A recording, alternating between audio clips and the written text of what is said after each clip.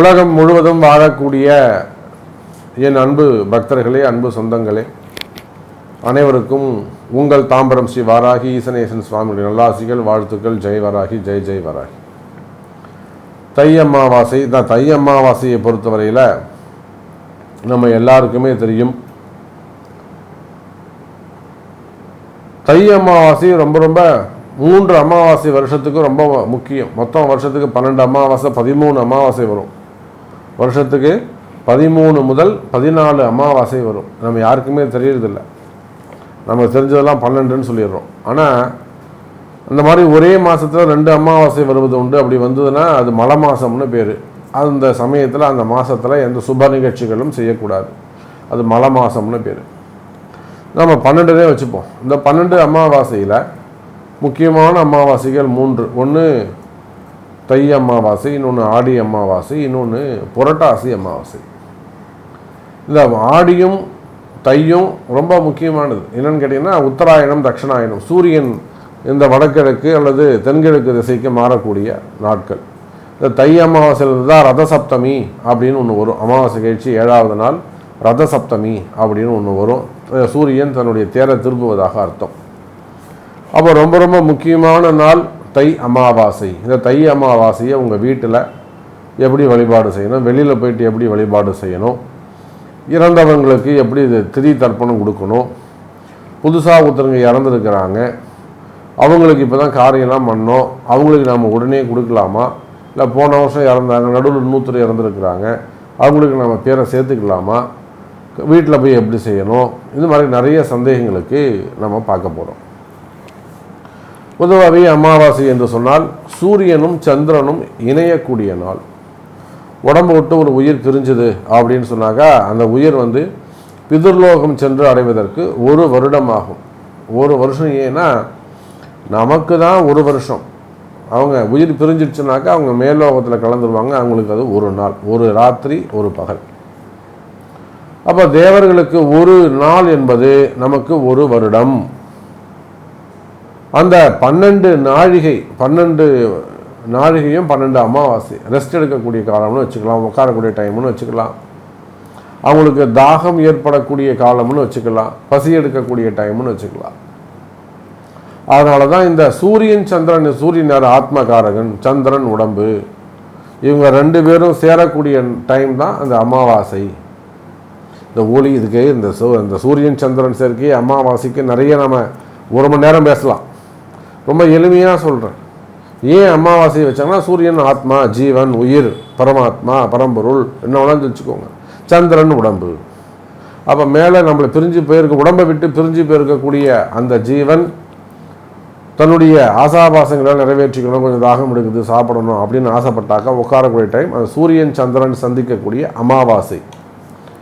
அப்போ அமாவாசை அன்றைக்கி ஒருத்தர் நீங்கள் வீட்டில் சாமி கும்பிட்டீங்க, இலை போட்டிங்க, முன்னோர்கள் படத்தை தொடச்சி எடுத்து வச்சு அவங்களுக்கு பொட்டு வச்சு புஷ்பம் சாத்தி மாலையெல்லாம் வாங்கி போடுறலாம் உங்கள் சௌரியம். பெரிய மாலை பண்ணுங்கள், டெக்கரேஷன் பண்ணுங்கள், அதெல்லாம் அவங்க இஷ்டம். அப்போது அமாவாசை அன்றைய தினம் வீட்டில் காலம்பரை எழுதும். தை அமாவாசை என்பதால் வீட்டில் காலம்பரை எழுந்து வீடை கழுவி விட்டுட்டு தொடச்சி விட்டுட்டு, அன்றைக்கி வாசலில் கோலம் போடக்கூடாது, வீட்டு வாசலில் விளக்கேற்றக்கூடாது. ஏன்னா முன்னோர்கள் வரக்கூடிய டைம். அவங்க போனதுக்கு அப்புறம்தான் வீடை வாசலில் குளமே போடணும் அன்றைக்கி மட்டும். அப்போ காலம்பரை எழுந்து வீடெல்லாம் தொடச்சி விட்டுட்டு சாமி படத்தை ரூம்லாம் க்ளீன் பண்ணிட்டு தலை குளிச்சுட்டு சமையலுக்கு படையலுக்கு தேவையான சமையல்லாம் ரெடி பண்ணிவிட்டு 3 இலை போட்டு அவங்களுக்கு தேவையான வஸ்திரங்கள், அவங்க உடுத்திய வஸ்திரங்கள்லாம் எடுத்து வச்சு படையல் செய்து காக்காய்க்கு சாதம் போட்டு வழிபாடு செய்வது சிறப்பு.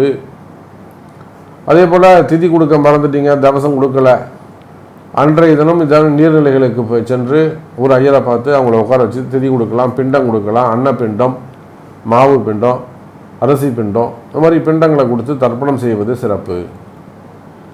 அதாவது நித்திய கர்மா, தினந்தோறும் செய்ய வேண்டிய கர்மாக்கள்லாம் ஒன்று தான் இந்த தர்ப்பணம்.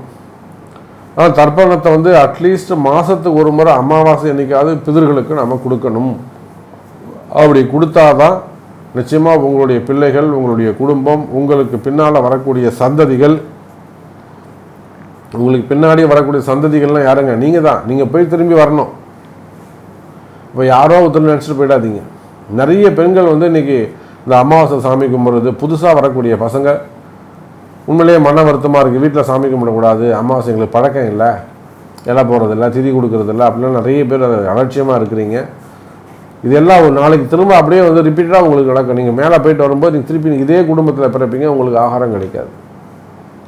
அப்போ அமாவாசை யாரெல்லாம் சாமி கும்பிட்றீங்களோ நிச்சயமாக உங்கள் பிள்ளைங்க, நீங்கள் கஷ்டப்பட்டாலும் உங்கள் பிள்ளைங்க சௌக்கியமாக இருப்பாங்க, சௌரியமாக இருப்பாங்க, உங்கள் எதிர்காலம் சிறப்பாக இருக்கும், உங்கள் வம்சம் நல்ல முறையில் அது வளர்ந்து வரும்.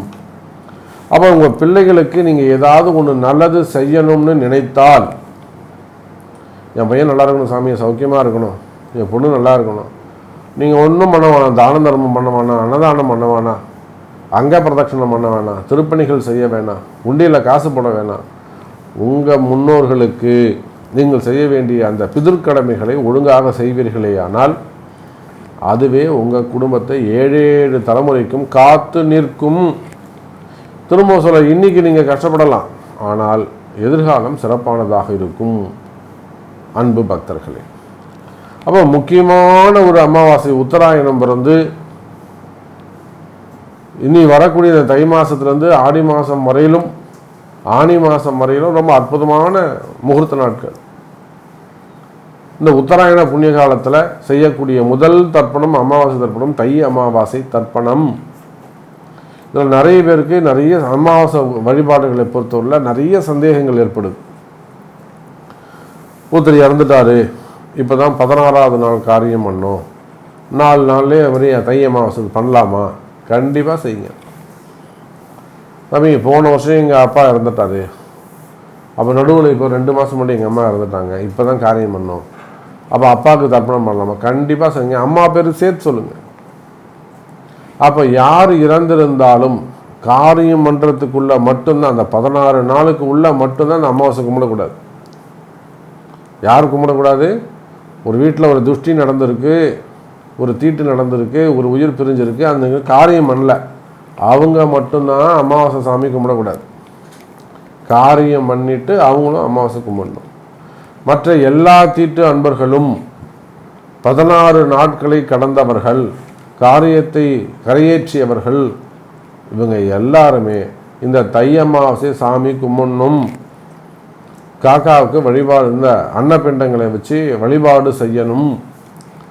அதே போல் தை அமாவாசையில் அரிசி, வாழைக்காய், பருப்பு, மளிகை சாமானை வச்சு ஏதேனும் ஒரு கோவிலுக்கு சென்று உங்களால் முடிஞ்சது ஒரு 1/2 கிலோ 1 கிலோ அரிசி வாங்குங்க, 2 வாழைக்காய் வைங்க, ஒத்த வாழைக்காய் வைக்காதீங்க, தயவு செய்து ஒத்த வாழைக்காய் வைக்காதீங்க, 2 வாழைக்காய் வைங்க, வெத்தலை பாக்கு பணம் வைங்க, ஒரே ஒரு பூ வைங்க, ஒரு 101 ரூபா வச்சு கோவிலில் வேலை செய்கிற ஏதேனும் ஒரு ஏழை பிராமணனுக்கு கொடுத்துட்டு வாங்களா, ஏழை ஐயரோ அல்லது அங்கே பூசாரியோ யாரோ ஒருத்தர் அதை கொடுத்துட்டு வாங்க. அதுவும் உங்களுக்கு புண்ணியத்தை கொடுக்கும். அதே போல் 3 இலை போட்டு காக்காய்க்கு சாதம் வைங்க, அது இன்னும் அற்புதமான நற்பலன்களை எல்லாம் உங்களுக்கு ஏற்படுத்தி கொடுக்கும். இன்றைக்கி நிறைய அன்பர்கள் நம்ம பார்க்குறோம், குழந்தையின்மை, தம்பதி ஒற்றுமை, குடும்ப கஷ்டம், கணவன் மனைவி பிரிவு, இதெல்லாம் எதை பேஸ் பண்ணி நடக்குதுன்னா எல்லாத்துக்கும் காரணம் இந்த பிதிர்கர்மா. அப்போ நீங்கள் பிதிர்கர்மாலேருந்து நீங்கள் தப்பிக்கணுமா, பிதிர்கர்மாலேருந்து உங்கள் பிள்ளைகளை காப்பாற்ற வேண்டுமா, நிச்சயமாக இந்த அமாவாசை வழிபாடுகளை செய்யுங்கள். இதோ இந்த தை அமாவாசை உங்களுக்கு நல்ல பலன்களை, சுப பலன்களை கொடுக்கும் என்பதை சொல்லிக்கொண்டு மீண்டும் ஒரு அற்புதமான பதிவில் உங்களை சந்திக்கிறேன். ஜெய் வராகி, ஜெய் ஜெய் வராகி.